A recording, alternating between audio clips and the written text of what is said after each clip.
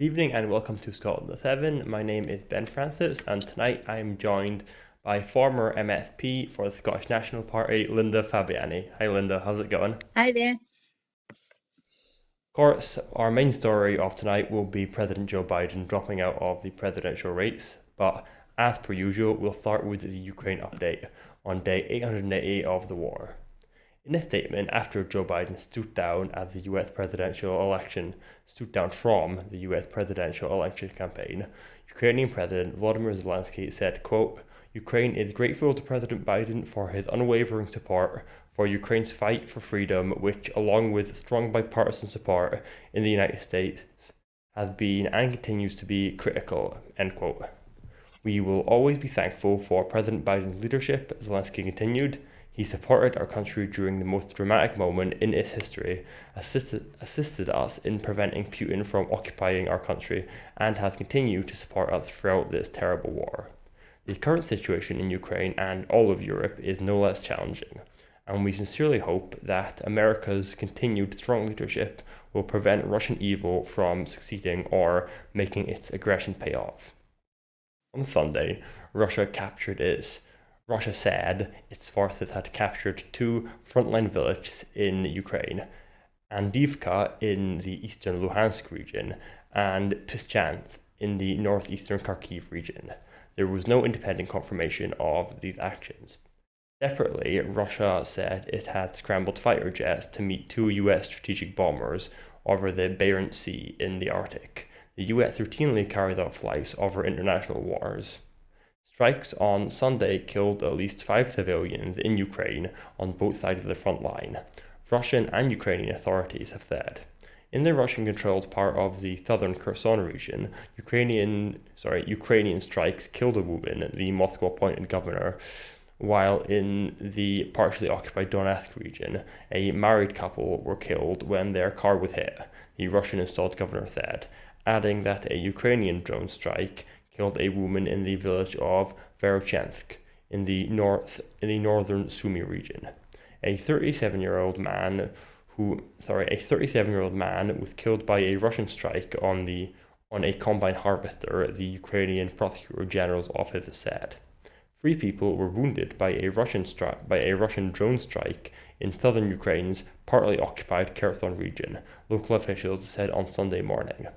In the northeast, officials in the Kharkiv region said 2 people were wounded when a village was hit by Russian shells. 9 people were wounded over the previous day in shelling in the town of Chebiko in Russia's Belgorod region, said the local Russian governor. A United States plan to boost Japanese production of Patriot air defense missiles used by Ukraine to defend against Russian attacks, so it's basically an anti-air system, is being delayed by a shortage of Seekers units made by Boeing that guide them in the final stage of flight. Semiconductors and other restricted goods shipped through China and Hong Kong to fuel Russia's war effort fell by a fifth this year, previously undisclosed US Commerce Department data shows, but Hong Kong remains a global sanctions evasion hotspot, smuggling through Hong Kong of common high priority list CHPL items, advanced components including microelectronics deemed by the US and EU as likely to be used for Russia's war in Ukraine, fell 28% between January and May. So, Linda, on Joe Biden, given that's like the big story of the day, what impact do you think, if any, Joe Biden dropping out of the race is going to have on the Ukraine war? Well, Mr. Zelensky must be worried sick about that, I have to say. Biden has always, certainly up front, been a supporter of Ukraine and democracy in Ukraine. I presume that Kamala Harris is online with that as well if she becomes a presidential candidate, and I would hope any other Democratic candidate. However, he must be worried sick about Trump and his sidekick going forward because of the very mixed messages that have been coming out of former President Trump about Ukraine. You just never know what way that man's going to turn. So President Zelensky, and indeed Ukrainians in general, must be really worried about the outcome of the US election. Yeah. So do you think if Trump actually did become president, he would withdraw support? Because obviously before in the 2016 election, he said similar things about liking Putin, but then when he actually got into power, he was actually the first Mm. president to start giving lethal arms to Ukraine. So it's quite, it's not, you're not really sure what he's going to do. Well, exactly. I think that's the issue. Who the heck knows? The man changes with the wind. So what he says, what he does, very often bears no relation one to the other. So he's a complete wild card when it comes to it. He will do what suits him on the spur of the moment. I would imagine what he sees as being the popular response to any situation at all, or populist as he sees it, because it's all about retaining power and being loved, which seems to be extremely important to him. He doesn't make hard decisions. He goes along with what he sees as his support, regardless of the outcomes for anyone else. So, yeah, extremely worrying. Looking at the time, since we started a couple of minutes late, I'll move on now and not have too long of a discussion in Ukraine.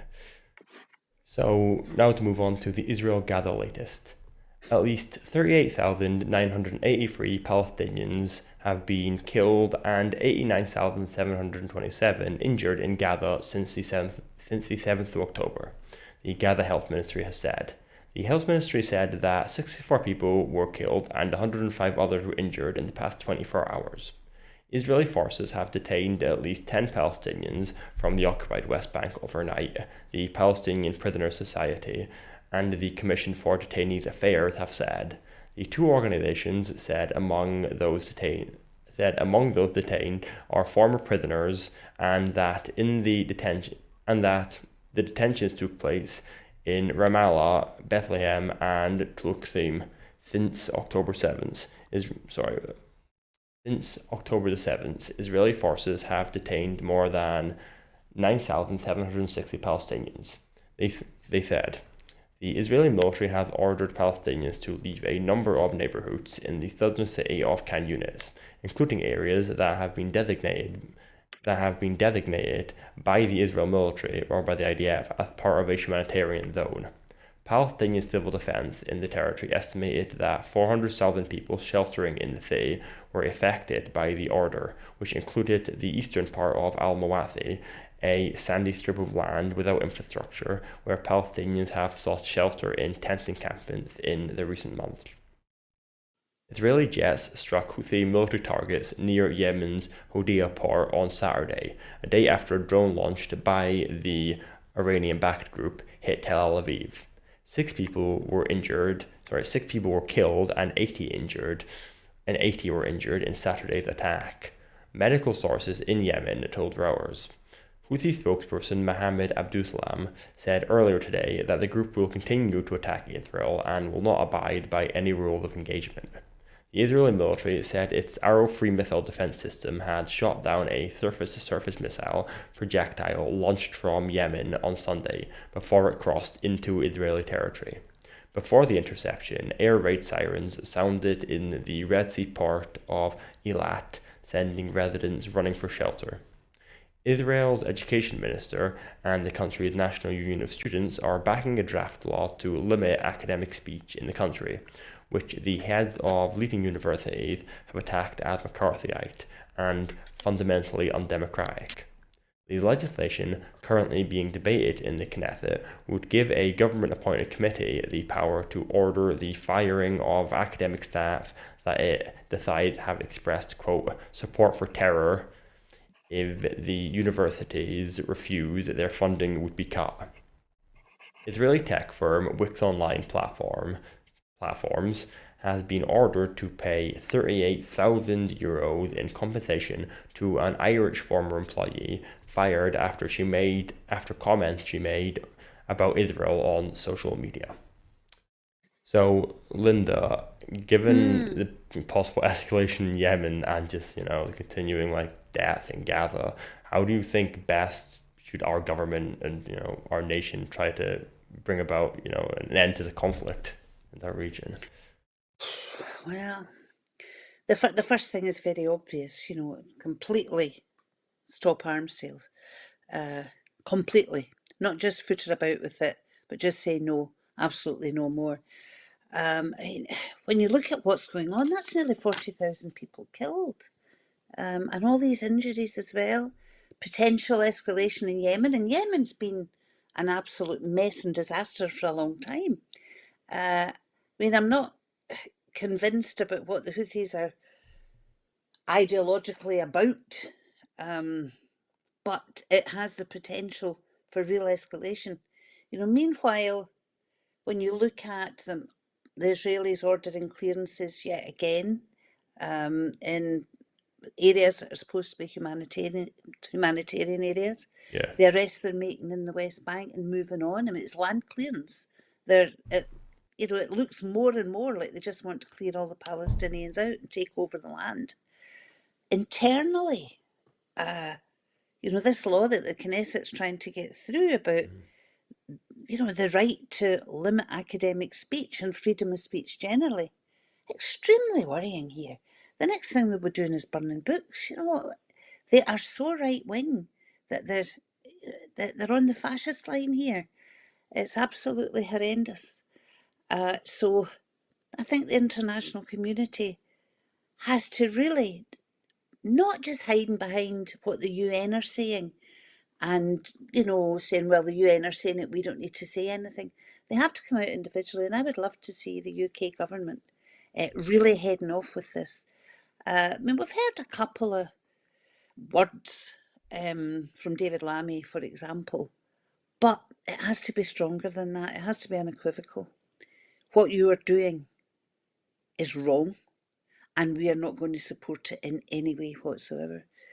That's the only way forward that I can see. And what do you think about, also because a French politician, I think today, just came out and said that from France Unbowed, so Mélenchon's party, that Israeli athletes shouldn't be playing in the French Olympics. So what do you think about the call of, excluding Israel, like we've done with Russia, from major sporting events? Oh, well, it's a difficult one. I mean, they haven't really excluded Russia.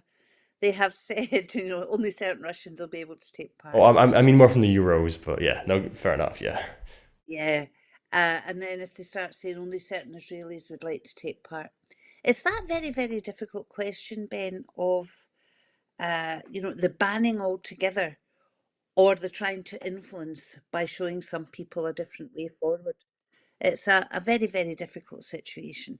I don't know enough about the Israeli teams that are potentially coming to really have an opinion on that at all. I certainly don't think folks should be going to Israel to take part in things. But when you look at, the ethos of the Olympic Games, and indeed you look at the past history of Olympic Games, it's a very, very difficult one to say an outright ban on Israeli athletes should be followed. I definitely take your point. I think it's definitely not black and white whether that's effective or not. But I guess given, what do you think about the comparison with South Africa? Because I guess Israel is in a similar position, so like a sort of smaller state that's allied with a lot of Western countries doing quite an atrocious thing. And I'm not an expert on whether the effectiveness either, but it seemed the sort of marginalization of South Africa internationally by its allies seemed to be quite effective. Yeah.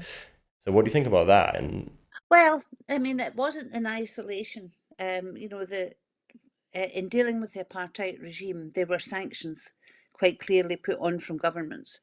That hasn't really happened in the case of Israel, so it's part of a bigger package. I would hope that all these discussions are going on behind the scenes. I totally get that diplomacy means that you can't always be completely transparent and upfront about what's going on. So I always hang on to the hope that there are good people there that are having sensible discussions to try and find a way forward in these issues. so moving on to our main story of the night, Joe Biden withdraws from the US presidential race.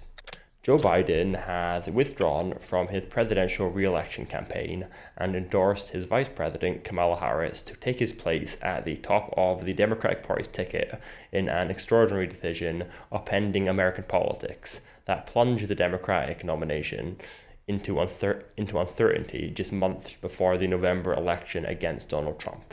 A candidate Biden has warned is an existential threat to US democracy. Quote, while it has been my intention to seek re-election, I believe it is in the best interest of my party and the country for me to stand down and focus solely on fulfilling my duties as president for the remainder of my term, end quote, Biden said in a letter announcing his decision. Biden thanked Harris in his letter and later endorsed her as the Democratic nominee for president in a tweet. He said he planned to speak to the nation in more detail later this week. Quote, today I want to offer my full support and endorsement for Kamala to be the nominee of our party this year, he said. Democrats, it's time to come together and beat Trump. Let's do this. Biden made the stunning announcement after a weeks-long pressure campaign by Democratic leaders, organizers, and donors who increasingly saw no path to victory as long as the embattled incumbent remained on the ticket. More than 30 Democratic members of Congress had called on Biden to step aside. Harris's nomination is not automatic, but it is unclear if any other Democrat will try to challenge her. By Sunday evening, several prominent Democrats who have long been rumored to have ambitions or presidential ambitions have endorsed Harris, including Gavin Newsom, the governor of California. Including Gavin Newsom, governor of California. Others who have been named as potential candidates include the Michigan governor Gretchen Whitmer and the Illinois governor J.B. Pritzker. Gretchen Whitmer, who is seen as a Democratic rising star, has since ruled out a presidential run and instead endorsed Kamala Harris. She is considered by many commentators to be a potential running mate for Harris in the election. Within hours of Biden's announcement on Sunday and a new possible Trump versus Harris battle honing interview, reports of $6,000 in donations from Donald Trump to Kamala Harris in 2011 resurfaced on social media to embarrass the ex-president as he turned his attack on Vice President Harris. Kamala Harris gave a speech at the White House today and began by reflecting on Joe Biden's legacy. Quote, our President Joe Biden wanted to be here today. He is feeling much better and recovering fast. He looks forward to getting back on the road, and I wanted to say a few words about our President Joe Biden's legacy of accomplishment over the past 3 years is unmatched in modern history, Harris said, prompting applause from the crowd. So, Linda, just firstly, why do you think, do you think Joe Biden made the right decision to step down? And if so, why do you think it took him so long to step down, given, I think, what a lot of people could see for a long time? Well, first of all, yes, I do think it was the right decision. I'm in despair every time I look at the US, and this massive country, supposed to be the land of the free and all the rest of it. And, here you had potential presidential election between two fairly old guys, two old white guys. I think it's very sad that Biden seemed to get more stick for being old than Trump does for being a convicted felon, I have to say. But that just seems to be the way America is these days. I do think he did make the right decision. I'm a bit of a skeptic about some of this because a few weeks ago, a couple of folk, including myself, were speculating about the plan, which may well be to hold off as long as possible and then announce that somebody else was actually standing. So maybe I've just been watching, the West Wing too much and looking at all these theories. So I wasn't at all surprised. And I wonder if it was getting left to the last minute so there would be unlikely to be a lot of challenge to Kamala Harris. Yeah. Of course, what happened to Donald Trump at his rally last week, that attempted assassination, perhaps forced some hands there. So we'll see. I don't know much about Kamala Harris, I have to say. I had very high hopes at the beginning of the presidency of Joe Biden that she would play a much more active part. Perhaps being mentored as a potential follow-on for this election. So I really don't know much about her. I've read some stuff. She's obviously a very clever lady. So it'll be interesting to see at the Democratic Convention if she is challenged or if not. Yeah. So I certainly want somebody to be strong to be standing against Donald Trump, because the very idea of another Trump presidency is horrendous for all sorts of reasons. So I guess my next question is more about like the process in general. Like, do you think Kamala Harris will end up just being anointed as leader? And if that does happen, do you think that like takes some credibility away from the Democratic Party, especially given one of their main electoral arguments against Trump is that he is a threat to democracy? So do you think if they just don't even have a democratic process, they just appoint somebody the Democratic elites, do you think that could be a bit dangerous for the Well, party? no, I don't have a lot of problems with that. I mean, I think they've been pretty rubbish over the last few years, I have to say, in all sorts of ways. But the fact that she is the vice president and has been in that role for 5 years, um, were she just anointed by the Democratic Convention in August, I could understand that.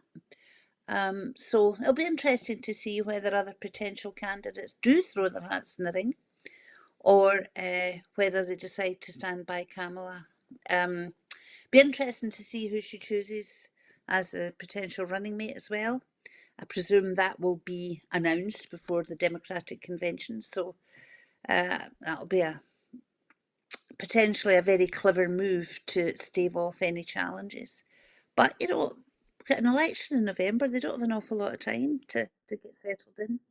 Yeah, but I guess just given like the two-party nature of America, that's sort of where I find the issue with the fact that there only are really are sort of two candidates. Obviously, you get some Mm. third-party candidates, but mostly two candidates. So if like one of those two candidates isn't voted for by anybody, does that not maybe bring a bit of worry into like how democratic the American system even is if both candidates are voting for being appointed by political Well, parties? I have to say, we just need to look down the road at Westminster. No, I mean it's Um, true. Not the two defending parties UK. down there that just swap power and take turns each as they go on as part of the establishment. And there's not been an awful lot of democracy in either of those for some time. So I don't think the UK have got any axe to grind as far as the way that's happening in America right now. So I guess finally, just before I move on, what impact do you think this will have on the looking forward to the election? Like, do you think it'll help Trump or hurt Trump that if Kamala Harris, is the next nominee? Well, I think I mean, I quite like Joe Biden. I mean, I think he's basically a decent man, but I think he was at the end of his term. Yeah, obviously at the end of his term, but also at the end of his tenure, or would be tenure. I'm struggling to find the words. A career or like, But I think he had to go. I mean, I think that was quite clear. And I think recent events have made it all the more likely that Trump and that, is it JD Vance, his yeah, yeah, yeah. running mate, would probably win the election. So, I mean, as far as I'm concerned, I think they've done the right thing. And I think Kamala Harris is more of a threat to Donald Trump regaining the presidency than Joe Biden would have been because of recent events and everything that's happened. So looking at the time, we'll move on to our next story. It's on the United Kingdom. Labour under pressure to scrap the two-child cap. Sorry, Keir Starmer is coming under growing pressure from Labour backbenchers and opposition parties to abolish the two-child benefit cap, with several amendments to the King's Speech which call for the repeal of the two-child cap already submitted. After Keir Starmer and Education Secretary Bridget Phillipson both seemed to indicate that they would consider scrapping the two-child cap, Prime Minister's official spokesperson has now denied that there has been a change in its position on the policy, telling reporters, it's as the Chancellor said yesterday, it's as the PM, I think, addressed this morning, as well as the government has got a certain set of financial inheritance that it has to deal with, end quote. SNP Westminster leader Stephen Flynn has called on the Scottish Labour MPs to back his amendment to end the two-child cap benefit in what has been billed as the, quote, test for the Labour Party's pledge to deliver real change and eradicate child poverty. Mr. Flynn had cross-party support for his amendment set to be voted on Tuesday. Stephen Flynn's call comes after Anna Tharwar claimed to support SNP calls for the Prime Minister to immediately scrap the two-child cap. With the crunch vote this week, the amendment is backed by the SNP, Plaid Cymru, the Green Party, SDLP Alliance Party, and independent MPs, including former Labour leader Jeremy Corbyn. The two-child cap fallout has dominated the Labour government's first King's Speech after Keir Starmer faced a fierce backlash following his cynical attempt to kick the issue into long grass by launching a task force instead of simply scrapping the two-child cap immediately. New figures published by Child Poverty Action Group, CPAG, found that 1.6 million children are impacted by the Labour government's two-child benefit cap, with families losing up to $3,455 a year per child. The charity found 300,000 children would be lifted out of poverty, and a further 700,000 would be far less poverty if the two-child cap was abolished. In June, the Institute for Fiscal Studies, or IFS, published its own analysis warning that the two-child limit will affect 670,000 additional children by the end of this parliament, unless it is scrapped. Commenting, Mr. Flynn said, quote, We've worked constructively with other groups in Westminster to deliver a cross-party movement to scrap the child benefit cap, but sadly, no Labour MP from Scotland appears willing to join these efforts.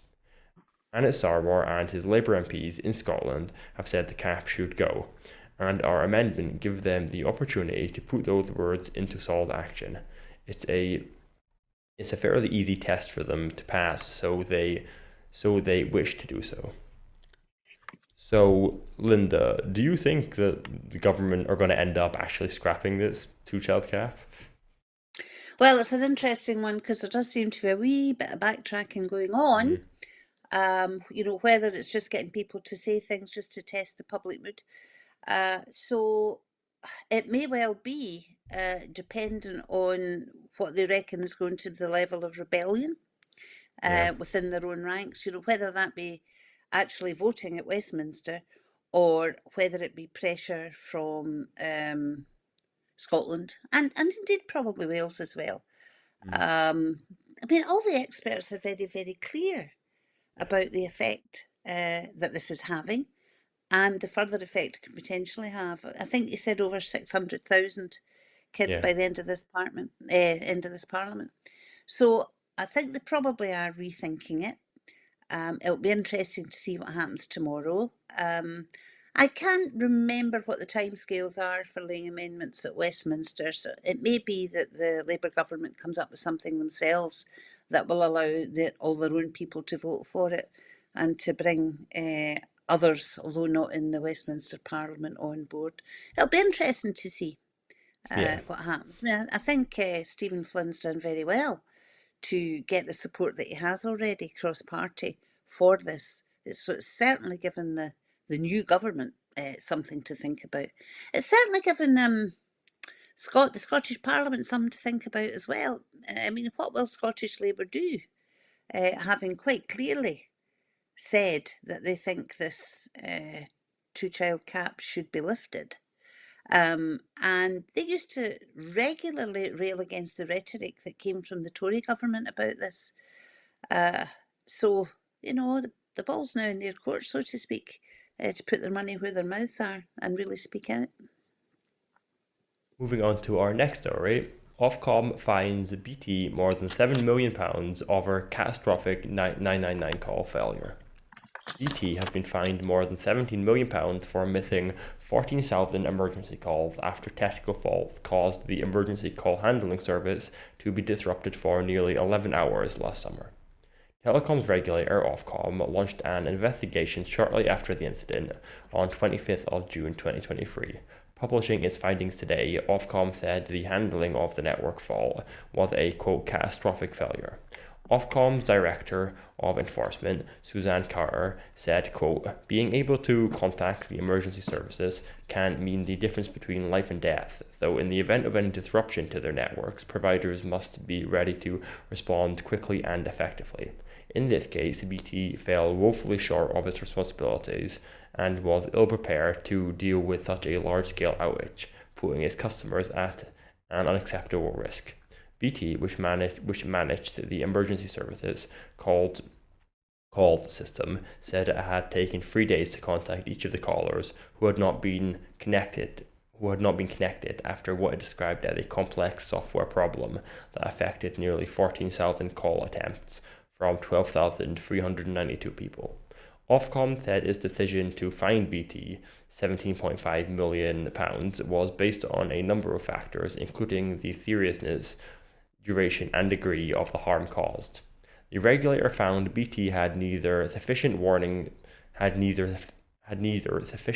systems in place for this kind of incident, nor adequate procedures for quickly assessing the severity, impact, and likely cause of such a software failure.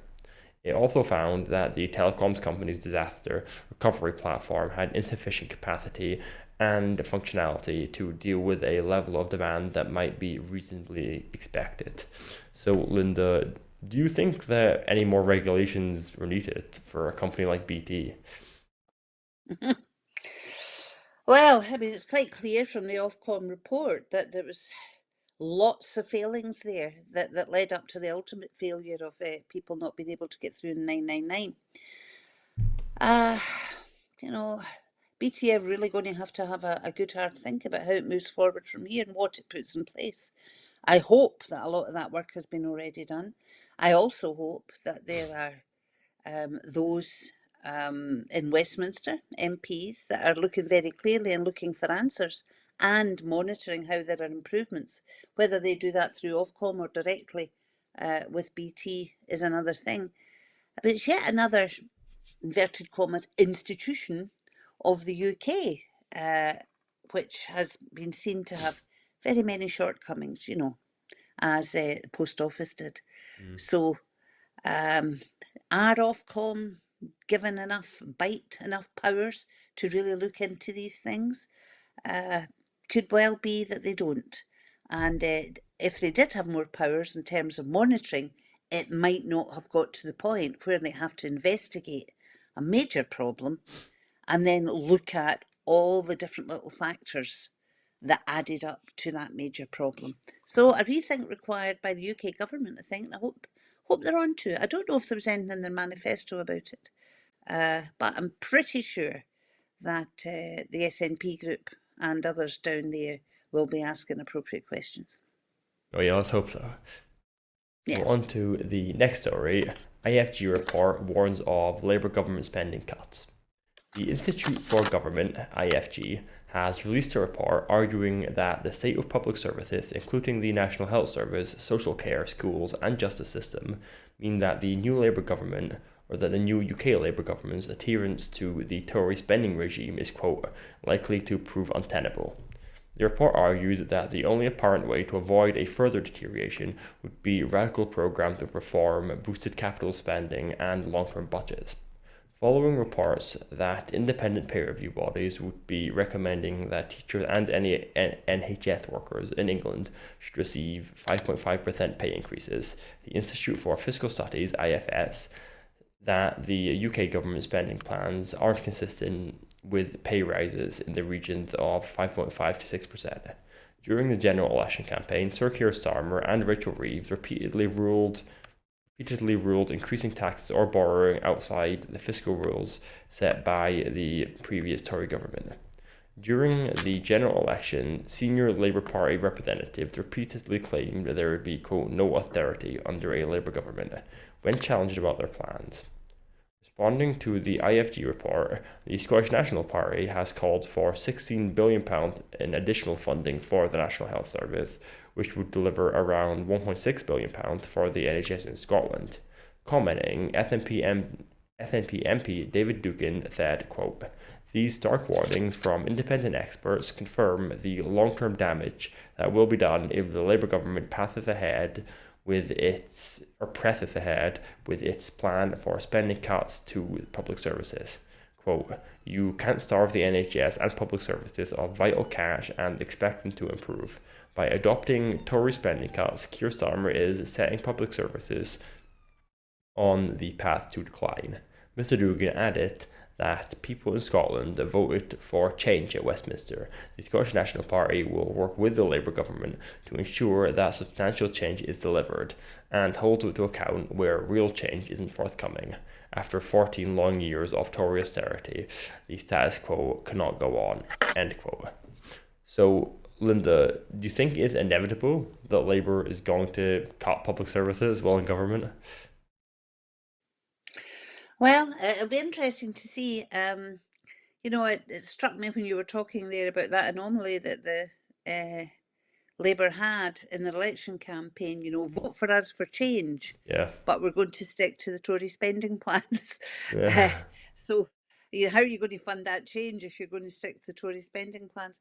I was also interested to see that the Chancellor, Rachel Reeves, is making fairly positive noises about public sector pay claims. Yeah. So again, it'll be interesting to see how that ties in with this pledge that they made of adhering to Tory spending cuts. Surely they'll be looking at it now, listening to the voices of the experts, which are, unanimous in saying the effects of keeping to Tory spending plans, what the effects would be on the general population. It's horrendous. There will be no austerity, said Anna Sarwar and others in Scotland. Ian Murray, in particular, was very loud about that. Well, if you stick to the Tory spending plans, we have austerity. So there are political choices to be made, whether it be about borrowing or tax or other things. That's what governments are supposed to do. They're supposed to care for the well-being of society in general. So there must be big discussions going on now that they've seen the true state of the finances, having moved into government and the Treasury. So it will be interesting to see. I think the way they deal with the public sector pay demands will be the first indication of how they're going to move forward and whether they will stick to what they said, either in the way of no austerity and no cutting of public services, or whether they'll stick to their plans of just piling more misery on people. And of course, it affects the Scottish Government terribly because as we're not independent, an independent nation making our own choices, we are very much dependent on the block grant that comes from Westminster and the additional money that would come if public spending is increased down there. So Scotland's getting squeezed all the time as well. And so far the Scottish Government have been very, very good at ameliorating some of the worst excesses of what has come from Westminster. But they can't do it with everything, and they can't do it forever. So, yeah, bated breath until we see how they move in a relatively short time, because the public sector pay demands are already being put to them. So we'll Yeah, see. yeah, I was quite surprised by that as well, what Richard Reeves was saying about public sector Yeah, pay. And do you think maybe like that could indicate that perhaps Labour were just, when they're giving all the rhetoric of we'll stick with the Tory spending plan, I think that could have possibly been more of an electoral strategy, given how quite a lot of, higher up Labour people seem quite shell-shocked by Corbyn in 2019 and very determined. The only way to win an election is to pretend you're basically the Tories in economics. Do you think maybe like that could have been more yeah. rhetoric? Well, that's what bothers me about the UK system in general. As I said earlier, you have two parties which take shots at running the country, and in order to get power and be elected, they say what they think Yeah. the swing voters want to hear, and both parties are very, very guilty of that. And I think that the absolute root of this issue is the electoral system. I mean, when you look at, for example, the popular vote in Scotland, Labour had that landslide in Scotland, but when you look at the popular vote and the percentages, there wasn't an awful lot in it. No. But the system of first past the post means the winner takes all in each constituency and then nationally. So it's about the voting system too. Yeah, If no, there I totally was agree. proportional representation, it'd be very different. We would have, for example, a big Green contingent at Westminster, a big SNP contingent, probably Plaid, although I haven't looked at the figures, and it would be a much healthier way forward, because it does encourage the two main political parties to say what they think people want to hear. Whether they meant it or not, I don't know, but they will probably come back and say, oh my goodness, we didn't realise quite how bad it was. Now we've seen the figures, taken advice, spoken to the Yeah, mandarins and Whitehall. So we shall see. yeah. Just before we move in, I definitely agree with your first past the post point because I was at the Glasgow count and I remember every seat getting called for Labour, but then when you look at the turnout, the actual votes, Yeah. there's a very low turnout, and I don't know how much percent of people who are eligible to vote actually voted Labour, but probably I think in the UK it was around like 15%, 20% of people who actually could vote Mm-hmm. voted Labour when you look at the turnout, yet they won like 65% of seats. So Yeah. I definitely take your But the point there. same happened with the Tories before, you know, Yeah, yeah, and it's an interesting one. Like you're too young to remember then, but back in it must have been 2012, 13, round about that. Oh no, it was it'd be 2011 or 12. It was after the coalition with the Lib Dems and Tories in Westminster, yeah. I was too young as for that. part of the Yeah, deal for the Lib Dems had been to go for voting reform, and there was yeah, there yeah. was a plebiscite about whether that should happen. And Labour in Scotland, certainly in my area, were actively campaigning against it because even though you had the Tories in power, they knew their shot would come.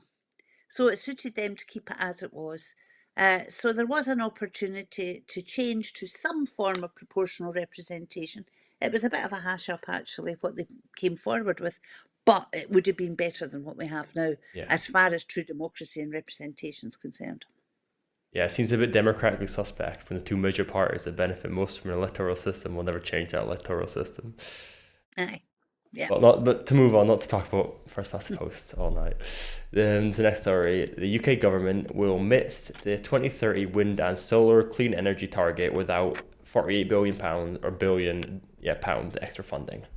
Cornwall Insight, one of the UK's leading energy analysis companies, has said that without an injection of 48 billion pounds, that solar and wind power generation will fall well below the target needed to decarbonise the UK's electricity grid by 2030. The United Kingdom government has promised to deliver a zero carbon electricity system by 2030, requiring the doubling of onshore wind, tripling of solar power, and quadrupling of offshore wind capacity. Cornwall Insight has warned that hitting that target would require a quote step change to close the renewable investment gap. Under current projections, solar and wind are on course to account for 44% of the UK's electricity by 2030. The analyst said, well below the 67% that would be required to remove fossil fuels from the power generation system. Under its projections, gas would still account for 19% of electricity generation by 2030, more than either solar, onshore wind, or offshore wind. Cornwall said an additional £48 billion would be needed on top of the £18 billion that scheduled energy infrastructure projects are expected to cost to meet the government's goal for renewables.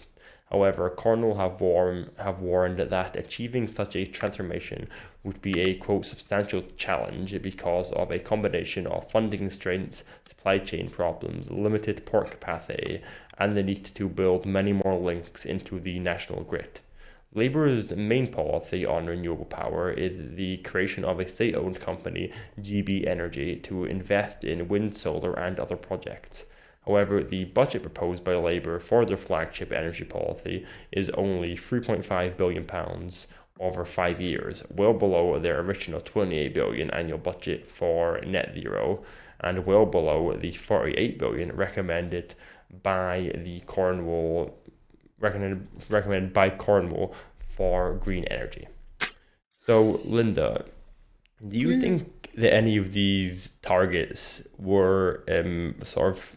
I think there's any expectation by any of the major political parties that these targets could be met. Because now looking at it, it doesn't look like they're Oh, very serious about it. yeah. You know, I think, and I say this, even including the Scottish government, I would say, Hmm. I think there was great optimism about what could be achieved. That was perhaps a bit misplaced. I mean, certainly Scotland was starting from a higher mark than the rest of the UK. Yeah, Um, but I think there was a bit of over optimism. But also there were things done generally through the UK government that actively pulled some of that stuff back. I mean, I'm thinking back to the changing of the tariffs for those who installed solar panels. I can't remember the cut-off date, but a lot of people were getting solar panels put in because there was quite a good rate for using them. And then that changed. They cut it right back. So people stopped doing it. I'm not convinced that we were hard enough on developers right at the start to say, when you're getting planning permission for new homes, you have to be putting solar panels in everywhere. You have to be looking at all these things. Net zero houses. Not enough emphasis on the rehab of properties that didn't come up to the mark. So I think there was a lot of things missed because it was easy money not to spend. yeah. And all of a sudden, we've got these dates looming and the targets are not going to be met. I mean, one thing I will say about David Miliband, I mean, I had a lot of issues with David Miliband over the years, but I think he is very sincere in his beliefs on this and pretty sure we'll be fighting hard behind the scenes for extra funding. Um, I'm not Wait, convinced he'll get it. do you mean Ed Miliband? Ed Miliband, Oh, sorry, yes, I was very he's confused for a second there. I was like, is David well, Miliband? Ed Miliband And okay, in yeah, the yeah, yeah, government, for yeah, energy. So, and I yeah, think yeah, he is sincere in that. He's been at it for a long time. So we'll see how he gets on. But I think the targets are quite clearly missed. I mean, the Scottish government had to pull back on yeah. some of their targets because I think it's quite interesting. Actually, I was remembering back to that, and the Scottish government were getting hammered lately by Labour for having to pull back in these targets. But it was actually Labour who were pushing for the targets to be raised, and the Tories, in fact, in Holyrood, but Labour in particular. And now here they are having to pull back in their own when they're in government. So, in the nonsense of politics at times. I guess just before we move on, more broadly, like, do you think like within our current political system we have like the ability? Do you think our current political system have the ability to basically have what it needs to address climate change? Because just for a bit of context, I guess what I'm saying, I remember I Mm, think it was after COVID when all these after the end of lockdown when all these targets got announced, and I remember in my head uh-huh. thinking at the time most no nearly every country in Europe has failed so badly in managing this virus, and now they're coming out and saying, yeah, we're going to like eliminate all carbon in the next 20 years. And I remember just having disbelief at Mm. that point. So do you think maybe more systemic change would be needed to get such a massive Yes, task of eliminating all carbon? yeah. I mean, I don't think any of them. Well, you might get the odd small country that would be able to achieve it, and certainly Scotland, as a small independent nation, would be much more likely to meet these targets than being part of the UK. I mean, one thing that all governments have been unable to do is to take the population along with them in this. Mm. You know, and also, I mean, things like electric cars, for example, um, they're still very expensive. The infrastructure, no matter what folks say, and I'm speaking from experience here, the infrastructure is not really there to support loads of folk using electric vehicles. So there are issues. It's certainly been managed better if we were independent because we're small and we could look after our own needs. But at the moment, we are stymied somewhat by the fact that so much of this is reserved to Westminster. So moving on to our next story, Scottish Government announced new funding for carbon capture and storage. A project that aims to capture, transport, and safely store CO2 emissions from across Scotland will be granted £2 million from the Scottish Government. The new funding will be used to explore how a pipeline could transport carbon dioxide from Scotland's central belt to the northeast. The Acorn Carbon Transport and Storage Project is a joint venture with the Scottish Government cluster, benefiting from the collective expertise of Storgella, Shell UK, Harbour Energy, and North Sea Midstream Partners, along with National Gas. The project is working with industrial power, hydrogen, bioenergy, and waste to energy businesses, including those in Peterhead, Grangemouth, and Mossmoran, who wish to capture CO2 emissions and send to permanent geological storage under the North Sea. Visiting St Fergus in Aberdeenshire, where the Acorn Transport and Storage Terminal will be located, First Minister John Sweeney said, quote, "The Acorn project will be essential in securing the future of industrial sites like Grangemouth and Mosserman, a national gas pipeline in a critical component of the project, and I am delighted that the Scottish Government is providing funding to accelerate this innovative work." Quote, "We are determined to support projects like this to support the development of Scotland's carbon capture and storage sector, and the fair and just transition of oil and gas sector."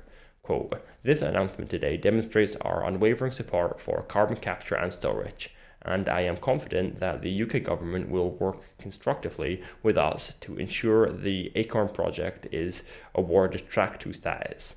Enabling this innovative work to progress will help unlock so many opportunities, not just for Scotland, but for the United Kingdom as a whole."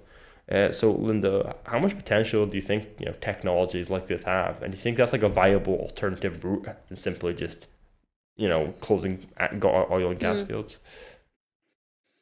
Well, I mean, if I'm being perfectly honest with you, Ben, I have to say I don't know. I have tried very hard to get my head around an awful lot of this stuff over the last few years, and I find it very difficult. However, there's a lot of much more scientific heads than mine who have been looking at this, and from what I'm reading from the experts, carbon capture has a big role to play. Mm-hmm. I remember some years ago when the UK government reneged on the carbon capture plant in the northeast. I read quite a lot about it then. So this is certainly looking positive. John Swinney seems very excited about it. And what I think is very interesting is, the way John Swinney is, he's wanting to work together with Westminster to make this good for the whole of the UK because he sees the bigger picture and he sees how important this is. I mean, I know that the Green Party is opposed, I Mm-hmm. think, Yeah, to yeah. carbon capture in Mm-hmm. total. So again, there's these different views. All I can say is that I have come down on the side of seeing the benefits by the reading I have done, though I wouldn't profess to be an expert. So I hope this is part of a much bigger plan, not to achieve these targets, because we've now said that can't happen, but to be not far delayed in doing so. So Yeah. extremely interesting. And I hope, just as a wee end thing, that if it has some potential benefit for Grangemouth in the longer term, longer term, that would be very good news.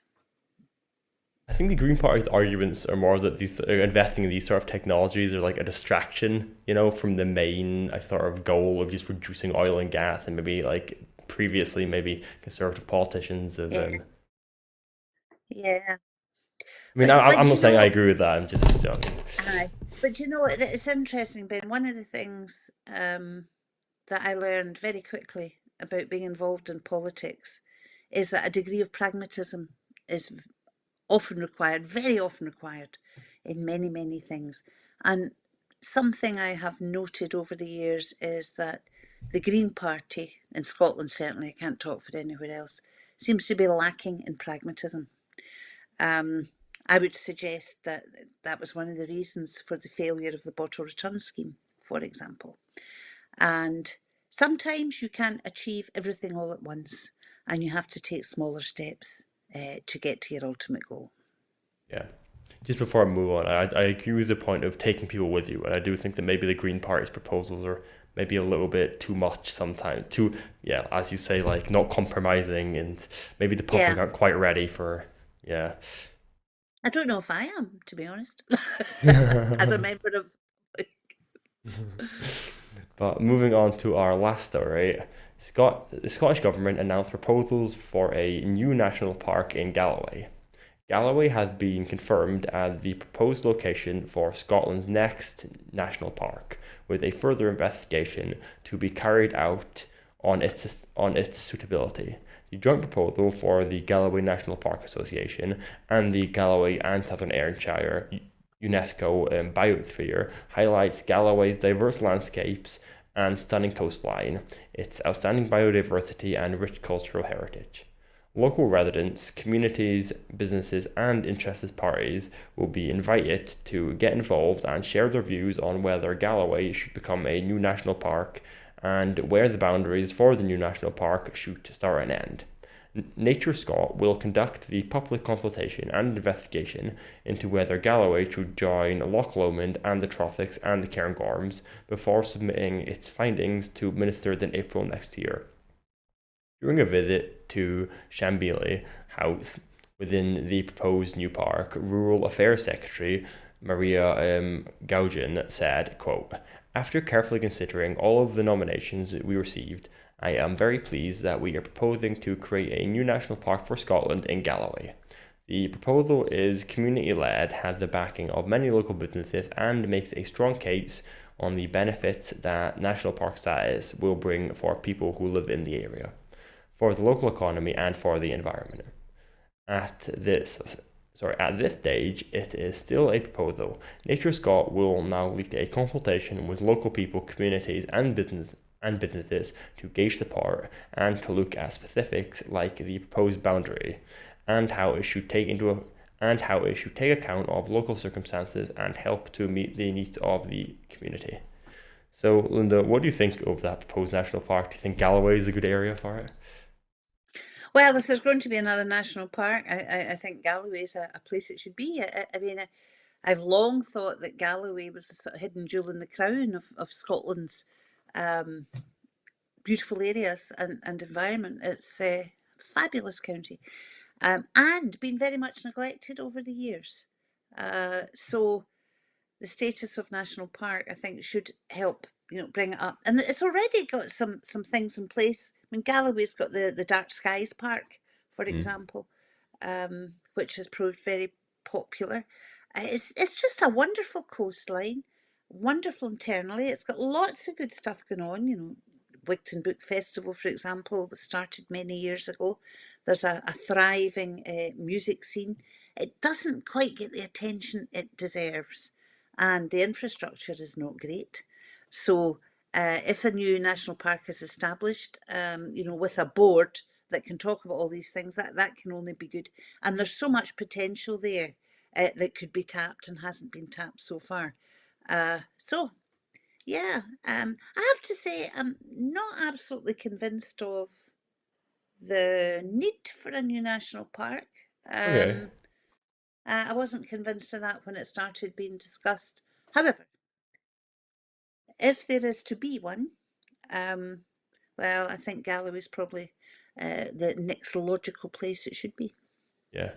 I guess I have a bit of a bias. I like going to all the national parks of Scotland and camping in the Highlands, so I'm pretty happy the new one will be in Galloway, but that's more of a personal bias than like an economic or political calculation.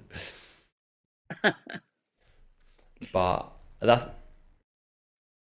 that's all I've got time for this evening. But before I go, I just want to remind you that at Broadcasting Scotland, we depend on the generosity of our supporters. Our programme will always be free to view, however, if you can afford £5 a month, please consider becoming a Broadcasting Scotland supporter. To everyone who has donated and to everyone who has signed up to make a regular monthly donation, thank you very much. Right now, we urgently need to increase our donations if we are to be able to pay our bills. We face costs of over £4,000 every month, but our income is just over £2,000 and we are now facing mounting debts. Please donate whatever you can afford. So thank you. So thank you to my guest, Linda. Thanks, Linda. Thank you. Goodbye, and thanks for watching.